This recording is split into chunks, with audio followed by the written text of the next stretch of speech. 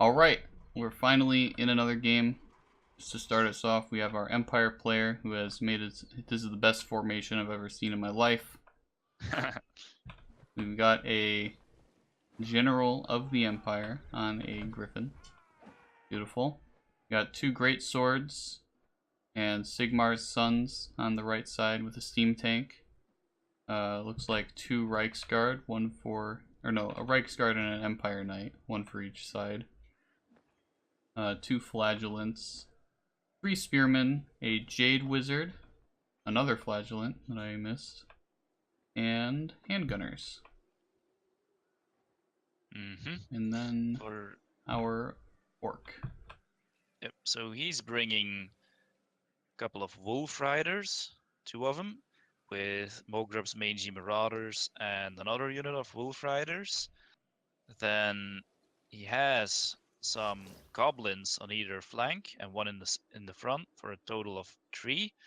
He has Savage Orc Biggins, 4 in total, with a Black Orc holding up that center, and even a unit of Trolls, and they're ranked up to rank 3 to give him some much needed leadership. He actually has 2 of those units. He also has a Goblin Big Boss, 2 Goblin Big Bosses, in fact. And where is his leader hanging out? Oh, it's the Goblin Great Shaman.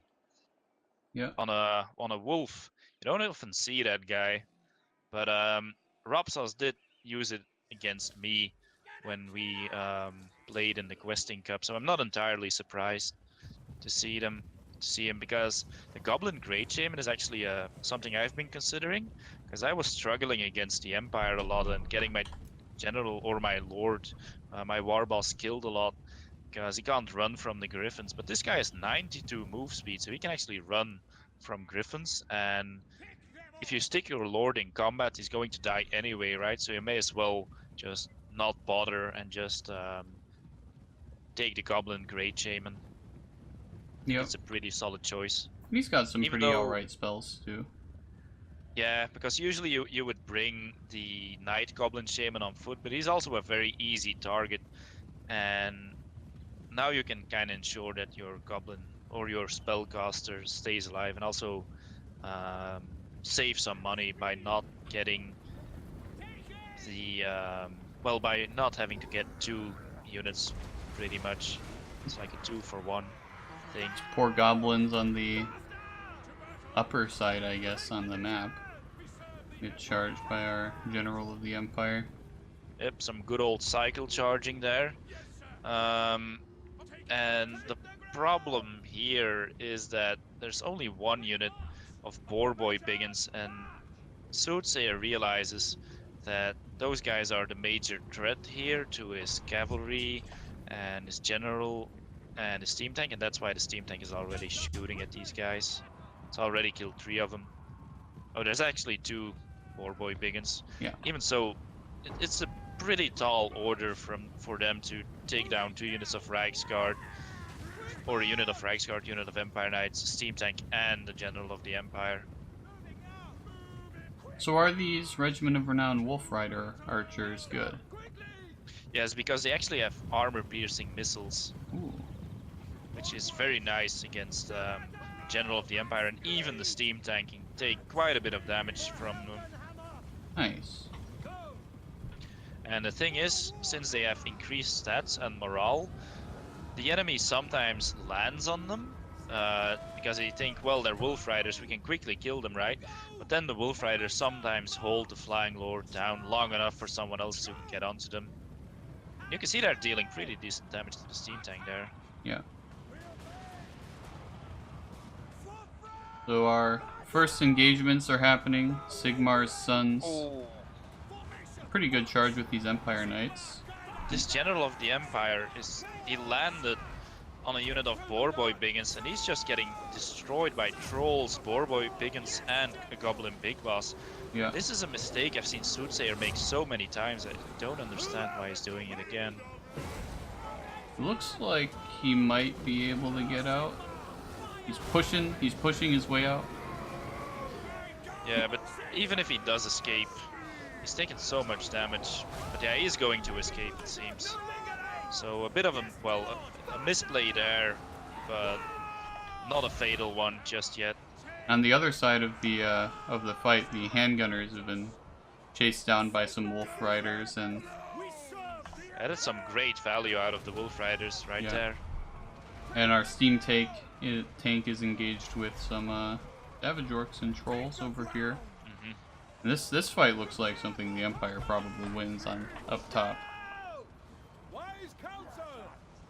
It's going quite well. It seems pretty even right now, I have to say. But look at this Jade Wizard. He's taken so much damage, and the General of the Empire is once again getting caught. Although I doubt these Wolf Riders will hold him down for a very long time. Oh, there he is. Yeah. But the General of the Empire is not really going to have any trouble dealing with Wolf Riders, fortunately. And you can't really fight him with the Goblin Shaman either. He'll die. But the south side of the engagement is going pretty well for our orcs. Yeah, and the steam tank's taking quite a lot of damage.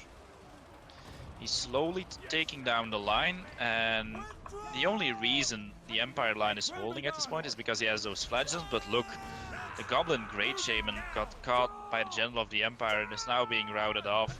And if that guy gets killed off, then the Greenskins are definitely going to lose to the Terror and the healing coming out of this Jade Wizard. It looks like he's just going to chase him off of the map.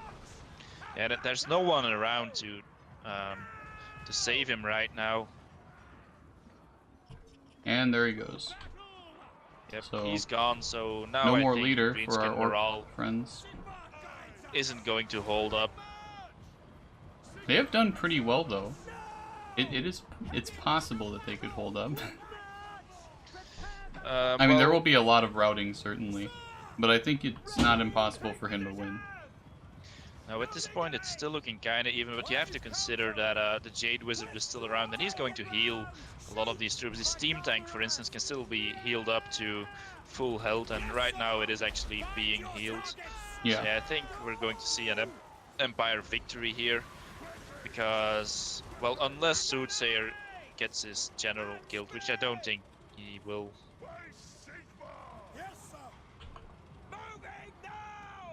I mean, I don't know, man. There's not much Empire left on the map to heal. That's kinda true. And he does have these trolls, but usually what happens, or a lot of the time what happens, is that at the very end these last Empire soldiers just get into a clump with the steam tank and the General of the Empire, and if at that point the war boss is dead, Orc units just keep going in and routing out again. Yeah. Going in and routing out again, and they just can't stick around long enough to to finish off these last units. Because also these flagellants will fight to the last man. Yeah. Whereas he does have big bosses still. Yeah, but they're he's kind of got getting the destroyed by the trolls as steam well. tank and the general right now. Yeah. So I think Rob gained an early advantage here, or could have gained a huge advantage if he had finished off that general, but the general slipped away, and the Jade Wizard also took a lot of damage but didn't get finished off, and that's really where I think the Greenskins lost this battle. Even though it still looks pretty even right now, I think we're looking at an Empire victory. Yeah. It's starting to look pretty bad for our Greenskin friend. Yeah, and here comes another Earthblood, right? So now the steam tank, the great swords, the general, and the Jade Wizard are all getting healed. Yeah.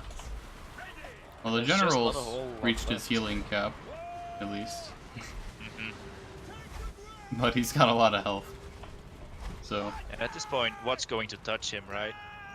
Not these half-dead. Do trolls have a healing cap? Yes, they have a healing cap. Okay. But they also heal pretty slowly, so they pretty much never reach it. Yeah, this is what the end game looks like between Greenskins and Empire a lot of the time, but what Soothsayer should do now is just take out these big bosses. One charge on each of them should do the trick. Yeah. Because once they're dead, the rest of the units won't have leadership left. Yeah, there, one big boss goes down, and now Yeah, he only just one got is left. slaughtered. Absolutely trampled. Yeah, they used to have potions, but they no longer have them, so they're very easy to kill now. Well, I think they do still have potions, but they don't have the healing potion. Yeah, that's what I mean. You can give them a potion of speed or a potion of strength, but the potion of toughness is really That's main the best thing. one for sure. Pretty much. Is RoBBSoS Diplo? No, Bubbly. I think RoBBSoS is RoBBSoS. Yeah.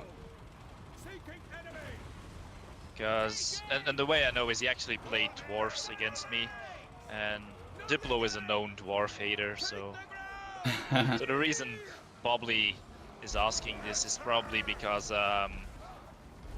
RoBBSoS is using rank 3 trolls, which is something Diplo does a lot. Another Earthblood. Feels super bad, man. Or was that another Earthblood? It was some kind of AoE spell. Yeah, the Earthblood got off there, but then the Jade Wizard got routed, and if the unit casting the spell routes, then the effect of the spell ends. Ah, I see. So now you see the situation I was describing, right? Just these Empire soldiers holding out, Greenskin units going in and going out again, just not being able to stick around long enough to finish the fight. Yeah. It was very close though. So I don't have any big complaints.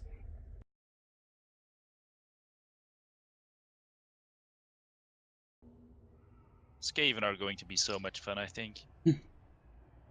Just being able to throw hordes and hordes of units onto your enemies without really having to fear losing them too much is just so excellent. Yeah, I like the idea, because that's why I kind of got into playing Greenskins, was for that kind of playstyle, and it didn't really end up being the way that I wanted it to be. Well, Okay. So we're in our game, and got our Empire player, who has brought 3 Demigryph Knights, really taking advantage of that max limit of 3 units rule. And he's got himself, let's see, a Spearman. Does he have any others? No, just the one. 5 Great Swords, and a Sigmar's Sons, as well as a Jade Wizard and a General of the Empire on a Griffin. Yeah, not a very versatile army, just straight up melee. Yeah. Let's go smash 'em type of army. Yeah, tough melee, armor piercing. Mm-hmm. Like he just wants to smash his units into the dwarf units and come out on top in the melee. Yep. So let's see what our friend Rob is bringing. So he has 2 rangers, 3 thunderers. Those are going to be a real threat to the greatswords and even the demis if they can get shots off. He has a rune lord and a runesmith, the good old wrath combo. Then 1, 2, 3, 4, 5 units of dwarf warriors just to hold the main line, and 3 units of miners, no, 4 units of miners in the back, with 2 slayers standing in between to protect the goblobber and the cannon. So while I would usually favor the Empire in this matchup, I'm a bit concerned for them right here because he has no real way of getting rid of the slayers quickly, and he's really going to have to make these Demigryph Knights do a lot of work to kill this many dwarf units. Yeah. And there's just so many threats to them. Yeah, the Thunderers and the artillery are going to be pretty hard for the Great Swords to deal with, and the Dwarf Warriors will lose in a melee against Great Swords, but it's a matter of how long it takes for them to lose. Because every 2 minutes, the Rune Lord and the Runesmith can just destroy a greatsword with their Runes of Wrath and Ruin, right? Yep. It's a pretty tough game for the Empire here. And he's he can shooting definitely right away. do it, but he's going to have to time his assault very well. And this Goblobber, It hasn't done too much damage just yet. Getting some good RNG rolls there. Soothsayer is. He says he prays to Nuffle every day. I think we're seeing a bit of that here.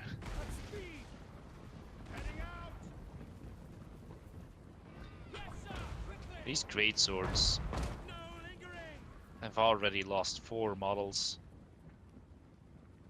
And these ones have lost 5 to the cannon. Yep. That's 11 guys who pretty much got to do nothing. And they're very expensive guys too. Yep. And I think Rob has really deployed his Thunderers in a way here that they will be able to shoot over the heads of their mates at Empire units that are coming in. Yeah, hopefully. So that's a real concern as well. It's always hard to tell if you actually deployed them properly for that. But I think you're right. And our greatswords on the right side here for the Empire army are like very beaten now. The Goblobber is just an absolutely brutal piece of artillery. These greatswords are just going to rout. And the Sigmar's sons in the front are have already taken a huge amount of damage as well. Yep. Although they are kind of tanking for the greatsword that's behind them, so it's kind of worth it, but yeah, still not ideal. Yeah. Plus these dwarfs are getting a downhill charge. And the Rune of Rot and Ruin seems to be going down on these Sigmar Sons. I'm not sure if that's the right choice. I think you would rather use it on these greatswords, because Soothsayer right now is smashing 2 demiglyphs into the center. He's already broken these dwarf warriors in the center, and now these demiglyphs have free reign to just go in there and savage the artillery and the thunderers.